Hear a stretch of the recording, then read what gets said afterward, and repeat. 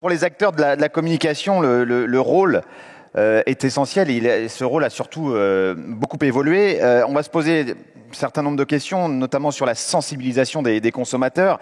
Quelle mise en pratique? Est-ce qu'il y a des pièges à éviter? Je vous présente tout de suite nos invités. Élodie Bernadi-Menu, directrice de la RSE, soyez la bienvenue, et du développement durable chez L'Oréal France. Agathe Bousquet, présidente de Publicis Group, Bertie Toledano, président de BOTC, et Arnaud Leroy, président de l'ADEME. Prenez place.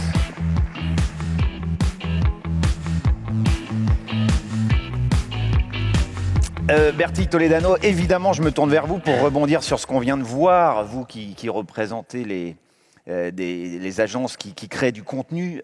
On a bien compris que le monde avait changé, mais la pub aussi. Oui, parce que ce qu'on vient de voir, c'est plus jamais, sans doute plus jamais. En fait, ça paraît tellement lointain, tout de suite, quand on le regarde. Alors, déjà, la bonne nouvelle, c'est qu'on peut être un champion de saut à la perche et avoir pas du tout une oreille musicale, parce que, honnêtement, j'ai rarement entendu chanter aussi faux. La deuxième chose, c'est sur l'automobile, c'est le plus marquant, je pense.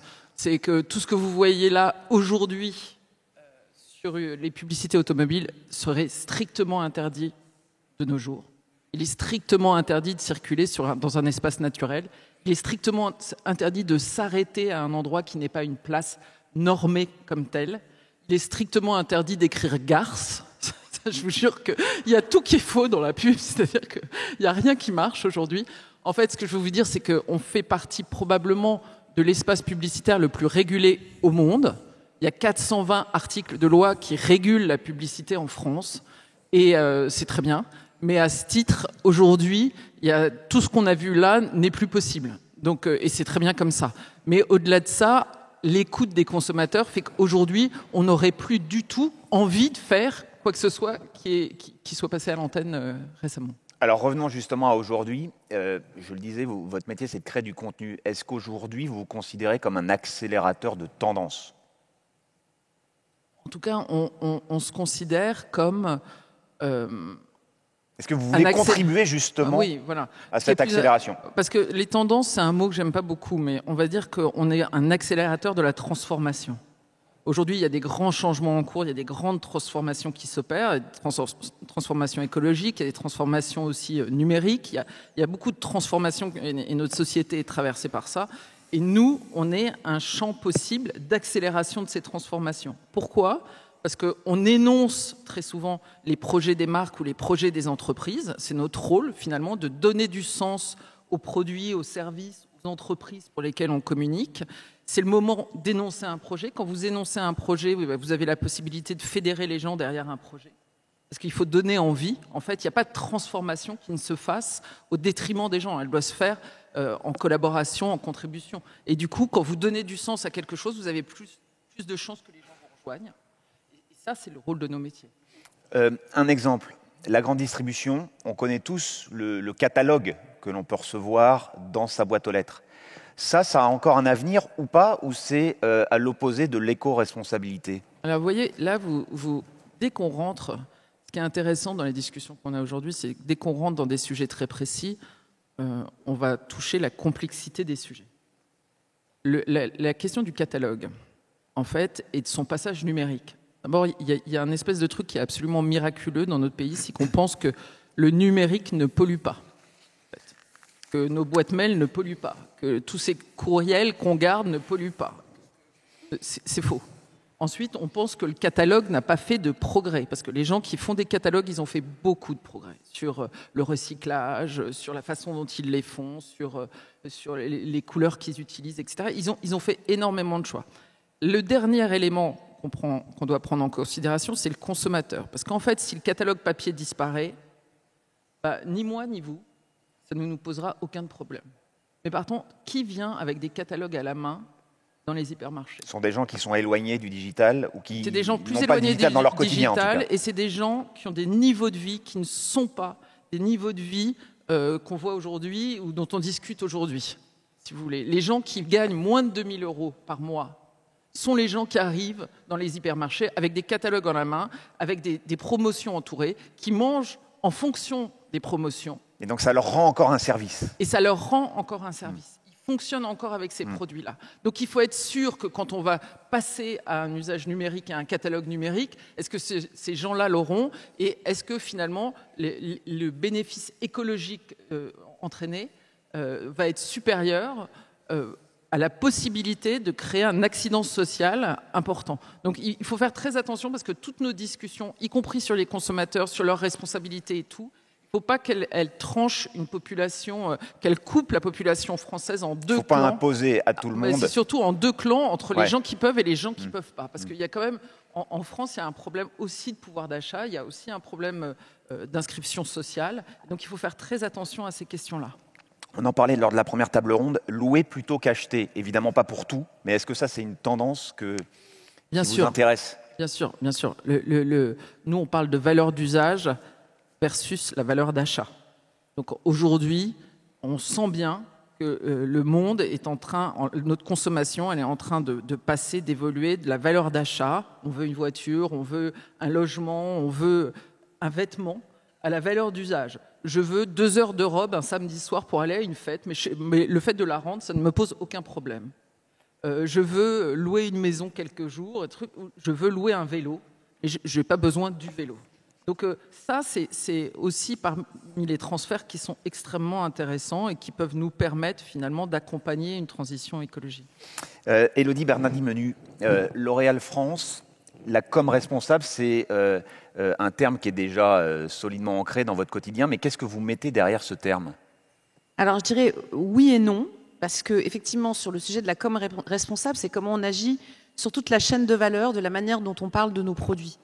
Et nous, effectivement, ça fait longtemps que sur le début de la chaîne de valeur, on travaille, effectivement, notamment sur le sujet de la création. Comment avoir aujourd'hui des représentativités de beauté qui soient conformes dans la société dans laquelle on vit. Effectivement, représenter l'égalité homme-femme, représenter toutes les beautés, toutes les origines, tous les âges aussi. Donc ça, c'est quelque chose sur lequel on travaille depuis longtemps. Récemment, on a beaucoup travaillé aussi sur l'éco-production de nos communications. Maintenant, il y a la fin du funnel. Là, pour le coup, c'est le grand challenge qui vient, c'est l'impact environnemental de nos médias. Et ça, c'est un peu le gros sujet cooking aujourd'hui avec nos agences. Je regarde Agathe on purpose, parce que c'est vrai que c'est des gros sujets de discussion qu'on a avec nos agences partenaires. Quelles sont les priorités lors de vos discussions avec les agences ? Alors déjà, la première priorité, et c'est la priorité de toute transformation, c'est la mesure. Donc ça, effectivement, pour nous, c'est vraiment le premier grand sujet, c'est comment on arrive à mesurer l'impact environnemental de nos médias. On est en train de pas mal avancer sur l'impact environnemental de nos médias numériques. Il y a des solutions aujourd'hui qui existent et on est accompagné notamment par une start-up qui s'appelle Impact Plus. Et on fait en ce moment une batterie de tests sur 5 de nos marques. Bon, L'Oréal, c'est 4 divisions, 56 marques. Donc bon, on a sélectionné les plus puissantes. Et on est en train de réaliser effectivement exactement ce que vous disiez, Bertie, que bah oui, le numérique, ça consomme énormément d'énergie. Et dans les premiers tests qu'on voit, là, il y a une lueur d'espoir, c'est que, heureusement, on va pouvoir optimiser ces campagnes. Il y a des solutions, il y a des choses qui existent. Exemple, on peut caper nos campagnes sur des utilisateurs de Wi-Fi, par exemple, et éviter que nos campagnes soient vues par des gens qui vont capter de la 4G et du coup surconsommer de l'énergie. Il y a aussi le moment dans la semaine où on va essayer de booster un peu nos campagnes. En semaine, tout le monde travaille, les serveurs sont sursollicités. Finalement, le week-end, c'est plutôt mieux. Donc, on a aussi, évidemment, la taille de nos assets. Donc, effectivement, on a chez L'Oréal et puis probablement dans plein d'autres entreprises un gros niveau d'exigence dans la qualité d'exécution de ce qu'on envoie aux consommateurs. Donc, on veut des beaux films, représenter la beauté, il faut voir le grain de peau, il faut voir la fibre capillaire, voilà. Sauf que on a eu cette habitude-là vraiment sous le prisme des médias visuels, des médias télé. Aujourd'hui, la plupart de nos consommateurs sur nos campagnes digitales regardent ça sur un écran d'iPhone. On n'a pas besoin d'envoyer des films de je ne sais pas combien de gigas pour que finalement 80% de la campagne soit vue sur des tout petits écrans. Donc voilà, il y a pas mal de petites choses. On est en train de rassembler ces best practices et effectivement, l'objectif, c'est que d'ici la fin de l'année, on forme nos équipes marketing. Pour un spot, là où vous partiez à 10 heures d'avion parce qu'il fallait forcément une mer, du soleil, je caricature évidemment, aujourd'hui, un peu, aujourd'hui vous partez beaucoup moins loin parce que vous vous dites finalement, ça n'a pas forcément d'intérêt ou il n'y aura pas forcément de plus-value. Oui, alors pour effectivement, nous, en tant qu'annonceurs. Alors, après, moi, je pense que l'industrie de la beauté est un peu particulière de ce point de vue-là, c'est qu'effectivement, on n'a pas toujours besoin d'être en Afrique du Sud, devant des montagnes sublimes ou sur une plage extraordinaire. Effectivement, il y a pas mal de choses qui peuvent se faire en studio. Et ça, on est en train de le comprendre. C'est vrai que vous avez raison. Dans l'impact environnemental d'une production, c'est beaucoup les voyages. Non, mais c'est beaucoup les voyages qui comptent et qui pèsent lourd. Donc on va moins loin. L'idée, c'est d'aller moins loin, effectivement. Mais la relocalisation de la production audiovisuelle en France, c'est un vrai sujet pour les marques, pour les publicitaires. Il faut comprendre un truc, c'est qu'en France, on a une loi qui a donné lieu à ce qu'on appelait l'exception culturelle française, qui a encouragé le cinéma en France, qui est une loi qui a permis de défiscaliser 30% des dépenses effectuées en France pour encourager le cinéma français. Cette loi, elle a fonctionné. Il y a 2 exceptions à cette loi, à l'article 2. Il y a le cinéma à caractère pornographique et la publicité. Je vous laisse apprécier la comparaison. Du coup, honnêtement, si aujourd'hui, il y a un des chemins qui consiste à relocaliser la production publicitaire et la production de contenu au sens large, parce que la publicité est un tout petit bout de tout ce qui se consomme sur les plateformes et sur les médias sociaux. Si on relocalise en France, on aura un bénéfice économique pour les Français, parce que ça fait travailler plein de monde, et un bénéfice écologique pour la planète. Agathe Bousquet, Publicis, votre point de vue on a aujourd'hui énormément progressé dans la capacité d'éco-production. On a tous investi beaucoup d'argent pour éco-produire. On est meilleur, on est capable de faire on en a fait des campagnes qui sont totalement éco-conçues. On est capable de faire des événements éco-conçus. La question, c'est comment est-ce qu'on fait en effet pour que ça ne coûte pas plus cher ? Un des moyens pour que ça ne coûte pas plus cher, c'est par exemple, en effet, ce que dit Berthier est extrêmement juste, c'est d'être soutenu par des régulations qui ne nous regardent pas comme des grands méchants loups. Mais c'est aussi parfois et ça il faut faire attention à ce jeu-là parce qu'il faut quand même qu'il y ait des gens sur les tournages, mais c'est aussi de limiter, et on va moins nombreux sur les tournages. On a des systèmes de remote qui sont aussi beaucoup plus performants. On a tous beaucoup progressé dans la digitalisation. Et c'est vrai qu'aujourd'hui, on a des vraies possibilités tout au long de la chaîne de limiter l'impact. Après, c'est un sujet sur lequel, aujourd'hui, il faut avoir une intention très forte, collective, de l'annonceur et évidemment des agences. Il faut beaucoup travailler parce qu'il faut remettre aussi en question parfois des schémas qui étaient déjà... Alors, l'avantage, c'est que Covid une remise en question, une la période remise du en Covid cause. nous a pas mal fait évoluer. Mais c'est vrai qu'il y avait des habitudes. Il y avait des habitudes qui étaient prises. Il faut regarder les choses un peu différemment. Et puis, il faut investir parfois de l'argent. Dans le sens où, quand on prend par exemple l'industrie événementielle, aujourd'hui, on en a fait. On sait faire des événements qui sont totalement éco-conçus, qui sont recyclables, avec des bons matériaux, etc. Mais quand on se retrouve, et alors une fois encore, je mets à part la période 2020 qui est un peu particulière pour les talents événementiels, mais quand on se retrouvait, on va dire en 2018 ou 2019, avec des propositions sur la table financières pour un événement pas éco-conçu et un événement totalement éco-conçu, il y avait parfois quand même des deltas en termes de... Voilà, c'est des vrais choix économiques à faire. Sauf qu'on le sait, c'est toute une filière aussi qu'on crée quand on favorise de l'éco-conception, et c'est un cercle vertueux. S'il y a une dynamique, s'il y a des engagements qui sont pris et qu'il y a une dynamique qui se crée, à la fin, c'est aussi des enjeux. Donc il y a un effort à faire au début, on va dire. Il y a un effort, c'est pour ça que je dis sans doute souvent... mettre un peu la main à la poche, si on doit parler clairement. On est attendu au tournant sur ce sujet-là, puisqu'évidemment, il y a eu la Convention citoyenne, parce qu'évidemment... on nous a regardé parfois avec un regard extrêmement violent sur ces sujets-là, alors qu'en fait, non seulement on a tous envie d'être acteurs de la transition écologique en regardant la manière de faire les choses, mais aussi par ailleurs, et on le voit très très bien dans votre film, on est un allié de la transition écologique dans notre capacité aussi à véhiculer les bons usages, les bons services, les bons messages. Et il y a tellement de choses dans ce film que vous avez diffusé qui sont extraordinaires pour témoigner de la capacité de progrès à la fois de notre secteur et à la fois de notre intention. On ne vit pas dans des bocaux en s'en moquant. Je prends toujours l'exemple du patron de la création chez nous qui dit toujours « mais moi, j'ai aucune envie de faire des campagnes pourries, mal conçues pour des produits qui polluent. » Enfin, voilà, on a tous quand même une intention aussi positive par rapport aux changements et aux transformations dont Bertie parlait. Donc on a aujourd'hui une chance incroyable, c'est qu'on est attendu au tournant, qu'on a l'occasion de montrer qu'on a énormément progressé, mais qu'en plus on s'inscrit dans cette dynamique-là. Il faut, comme tu l'as dit, aujourd'hui mesurer.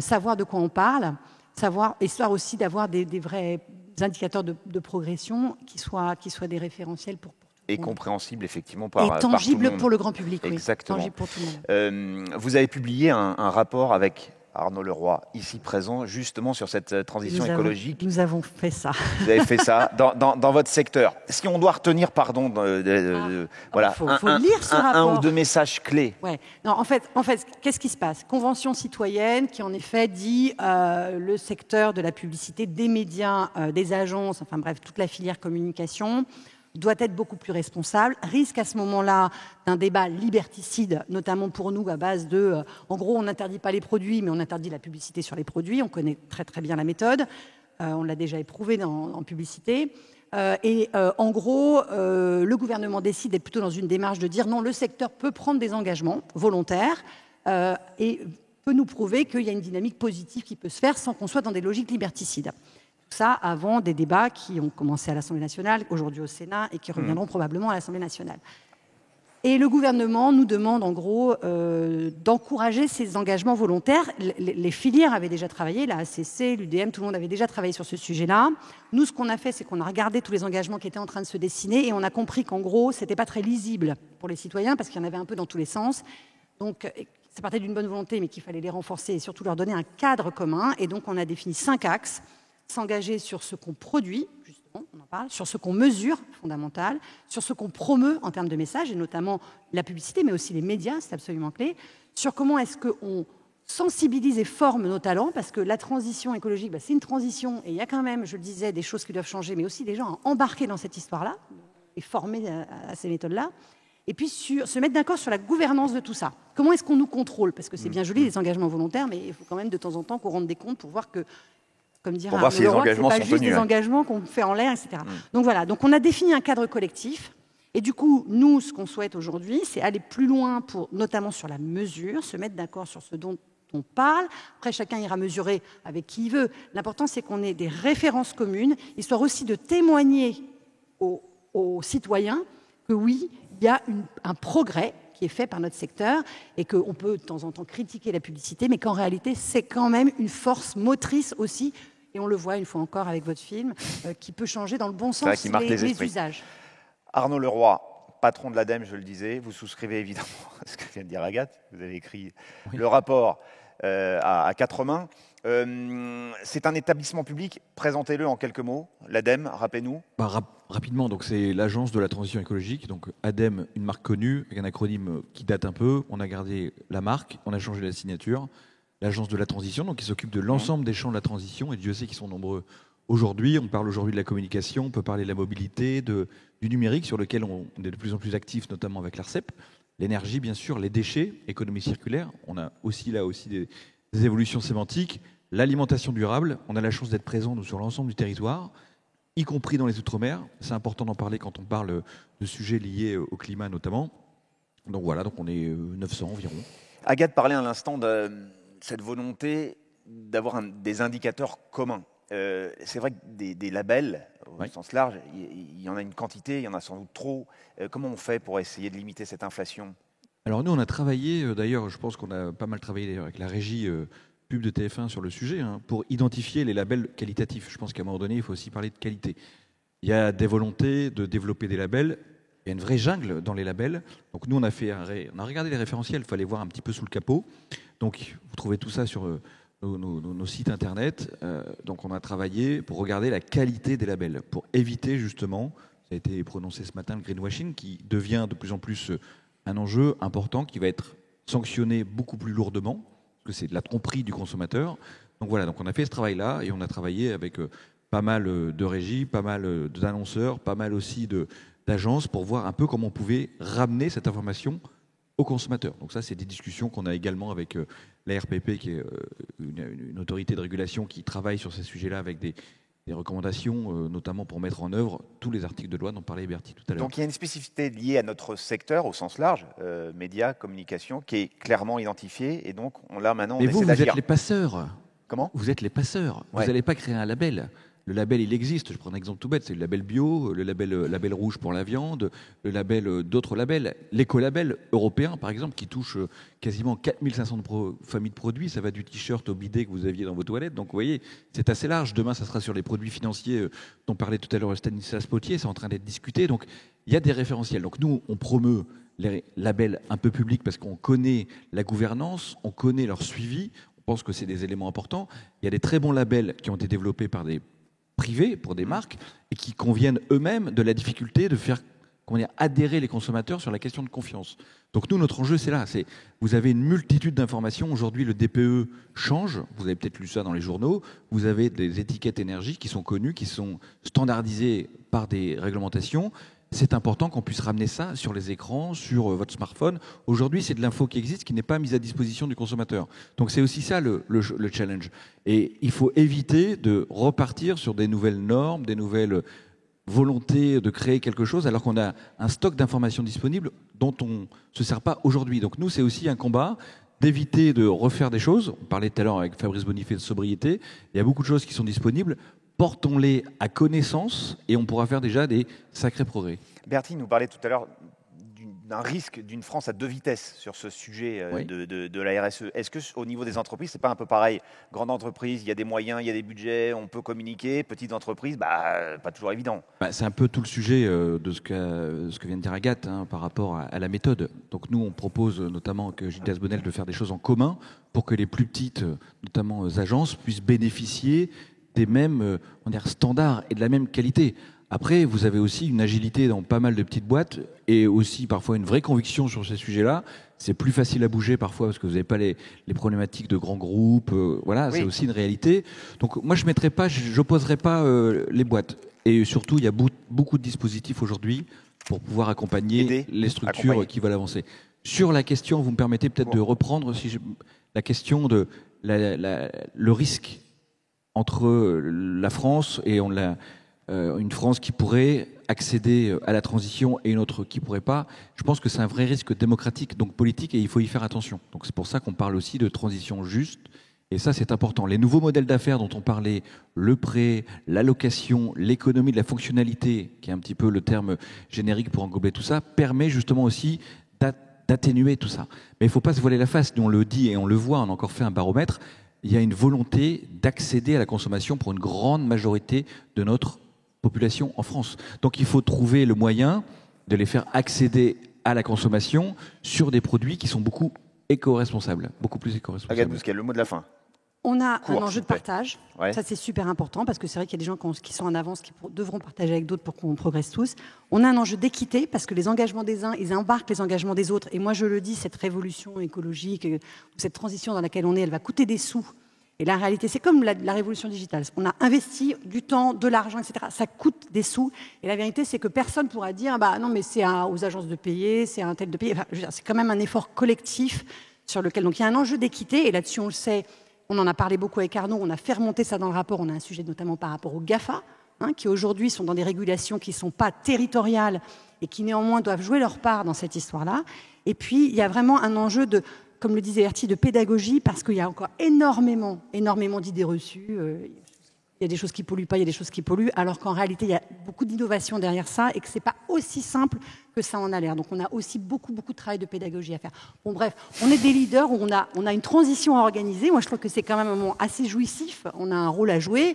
Toi, tu parles tout le temps de force de progrès. Bon, là, c'est une belle occasion de prouver que la publicité, le secteur est capable de faire des progrès. Ce sera le mot de la fin. Merci beaucoup. Merci à tous les quatre.